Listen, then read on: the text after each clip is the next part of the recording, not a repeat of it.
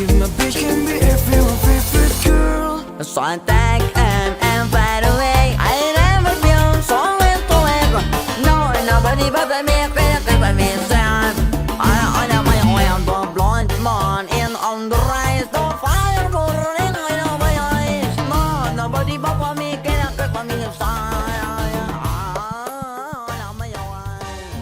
Halo, jumpa lagi dengan saya Nanda Desrizona. Kali ini kita akan membahas tentang masalah di dalam penelitian. Oke, jadi saya rangkum aja dari modul pertemuan ketiga. Nanti sisanya kalian silahkan bisa mengembangkan dari modul ini dan mencari referensi atau literatur lain dari sumber-sumber yang ada di internet. Oke, kita langsung saja. Apa itu masalah? Ya tentunya ini sudah familiar ya. Kalian bisa mendeskripsikan sendiri apa itu masalah. Ya, masalah itu diartikan sebagai kendala. Kalau di dalam sistem misalnya tidak bisa connect database, tidak bisa menampilkan data pegawai, nah itu sebuah masalah.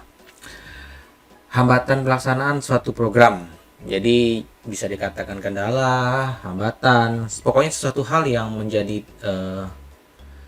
membuat suatu sistem itu menjadi tidak bekerja secara operasional, tidak bekerja secara maksimal. Pasti kan ada masalah di situ. Oke, kita langsung latar belakang masalah. Jadi tadi ada definisi masalah, terus ada latar belakangnya, yaitu berisi uraian mengenai keadaan berbagai gejala yang memperlihatkan adanya suatu masalah. Beberapa kriteria yang bisa dijadikan untuk menetapkan suatu masalah penelitian. Nah, ini saya contohkan biar kalian tidak terlalu pusing ya. Misalnya yang proses suatu pekerjaan yang bermasalah tidak berjalan dengan baik mengakibatkan kendala-kendala di kemudian hari. Nah, ini misalnya jika kalian nanti kan ada magang ya, magang di suatu perusahaan, mau itu swasta ataupun negeri. Nah, kebanyakan sih anak-anak itu biasanya magang di daerahnya masing-masing, apalagi di masa pandemi seperti ini ya. Mereka ke daerah masing-masing, biasanya itu di kantor desa. Nah, yang ditemukan di sana biasanya masalah itu terkait masalah pemberkasan, di mana masih menggunakan model hybrid.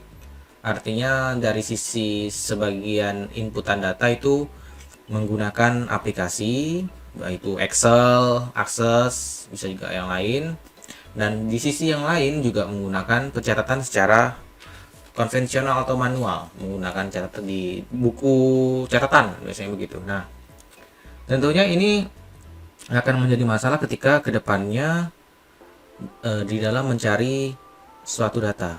Misalnya ada ibu-ibu misalnya mau mengambil data dia, kapan terakhir mengisikan data di situ, dia lupa tanggalnya, dia lupa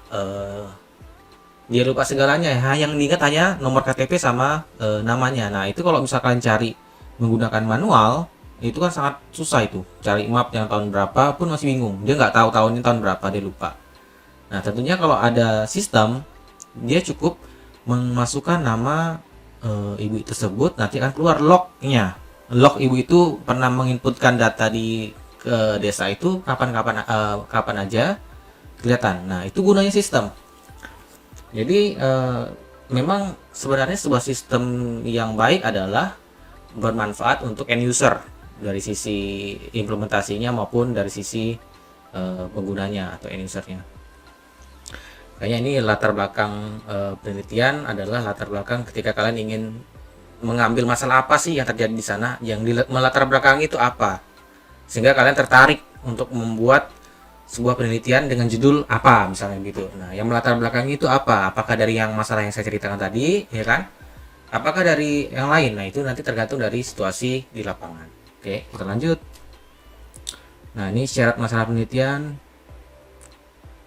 Nah, ini bisa kalian baca, tapi saya cukup yang poin kedua, sisanya kalian bisa baca sendiri. Data atau informasi tersebut diperoleh melalui metode ilmiah. Jadi bukan asal-asal ya, kalian ini kan sudah levelnya mahasiswa, tentunya dalam mengambil data harus bisa dipertanggungjawabkan secara ilmiah. Karena nanti juga akan dipresentasikan ataupun diteruskan oleh penelitian berikutnya. Bisa jadi penelitian kalian ini menghasilkan sesuatu terus masih ada kekurangan. Misalnya masih belum mengembangkan sistem yang up to date atau belum ke sistem yang terbaru. Nanti dikembangkan oleh peneliti yang akan datang. Nah, itu datanya harus valid, ya tidak boleh sembarangan. Nah, contohnya seperti wawancara, itu ada aturannya. Dalam wawancara itu tidak sembarangan. Terus observasi ini ada yang langsung dan tidak langsung. Kalau langsung kalian berarti langsung ke lokasi, yang tidak langsung berarti kalian mengamati. Mengamati itu bisa dari webnya, terus data-data dia kalian amati. Nah, itu observasi. Nah, kebanyakan saya temukan di dalam tugas akhir, kalian menggunakan metode ini, tapi tidak ada buktinya. Bukti kalian observasi tak langsung, observasi langsung tidak ada. Nah, saya kan di pertanyaan itu menjadi pertanyaan kenapa? Apakah benar kalian melakukan observasi? Nah, itu wajib ya, nanti ketika kalian tugas akhir wajib harus ada buktinya semua. Wawancara itu ada bukti kalian menyebarkan kuesioner, menggunakan form, nanti ada formnya, bukti isi wawancaranya, observasi ada observasinya, kuesionernya tuh ada polanya atau konsepnya seperti apa, dokumentasi, partisipasi dan evaluasi atau tes. Nah, itu syarat-syaratnya ya. Saya lanjut aja, ini nggak usah nanti ini. Nah, setelah kalian tadi latar belakang, terus kalian buat identifikasi ya. Nah, terus kalian coba lebih dalam lagi mengidentifikasi sebuah permasalahan. Nah, kita baca dulu. Berbagai gejala yang tampak dalam latar belakang masalah memperlihatkan adanya masalah. Untuk dapat menemukan masalah yang akan diteliti, jadi untuk menemukan masalah yang akan diteliti terdapat beberapa sumber yang ada. Nah, bisa kalian mendapatkan misalnya begini.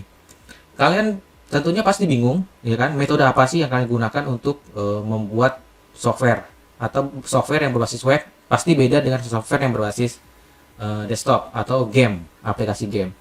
Nah, itu tentunya kalian harus mempunyai literatur ataupun orang yang pernah membuat sebelumnya dengan hampir mirip kasus kalian. Nah, itu kalian perlukan. Nah, itu bisa kalian dapatkan di dalam artikel jurnal ilmiah, buku tes, majalah, tesis, dan lain-lain.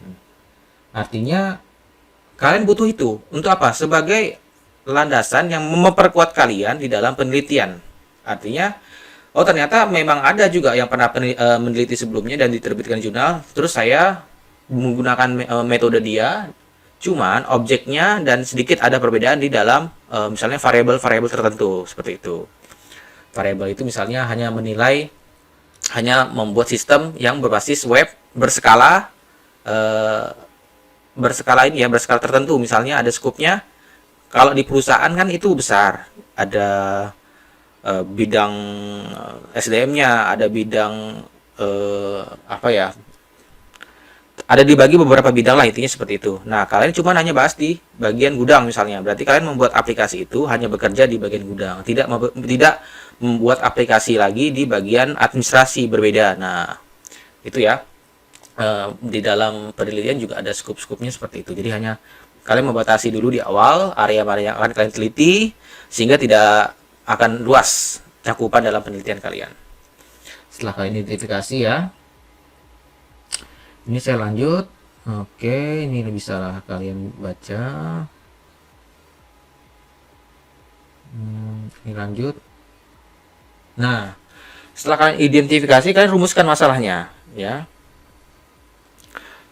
Rumusan masalah merupakan pernyataan rinci lengkap mengenai ruang lingkup permasalahan yang akan diteliti berdasarkan identifikasi dan batasan. Jadi bertahap ya, dari masalah tadi ya, dari masalah latar belakangnya apa dalam penelitian, identifikasi masalahnya apa, setelah itu kan rumuskan ya. Masalah perlu dirumuskan dengan tujuan agar permasalahan jelas dan tidak menimbulkan kesalahan dalam menafsir keadaan yang sedang diteliti. Ya, jadi kalian rumuskanlah permasalahannya seperti apa. Ini kita lihat contohnya ya. Nah, ini dia. Beberapa hal yang dapat dikerjakan dalam membuat rumusan masalah diantaranya, apakah masalah yang sedang diamati sedang hangat? Misalnya yang kalian buat ini adalah sistem untuk media pembelajaran secara daring. Nah, itu kan lagi hangat nih di saat-saat pandemi seperti ini. Nah, kalian bisa seperti itu, memandangnya dari sisi itu ya. Apakah masalah yang sedang diamati masih terjadi menjelang penelitian yang akan dilaksanakan?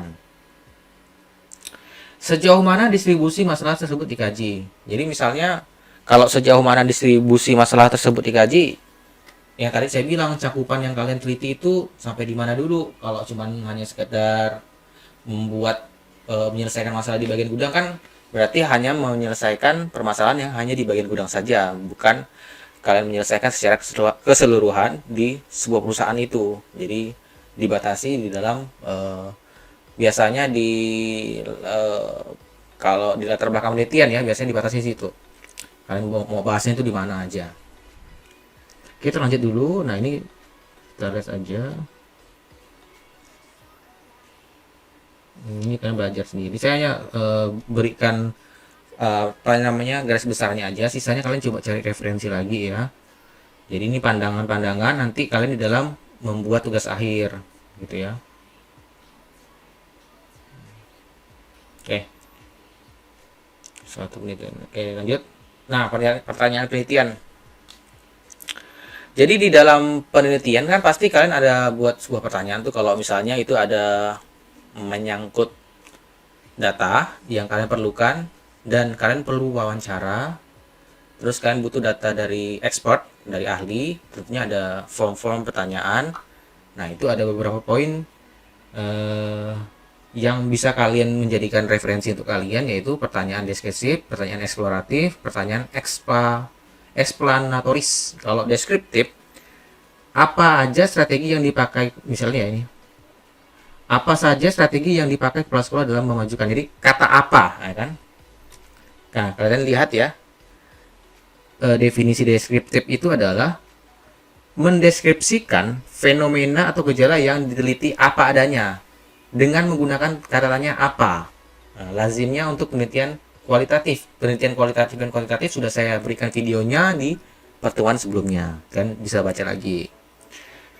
Nah ini kan apa saja strategi yang dipakai kepala sekolah dalam memajukan sekolah yang, nah, jadi kan banyak itu kalau apa ini ya kan.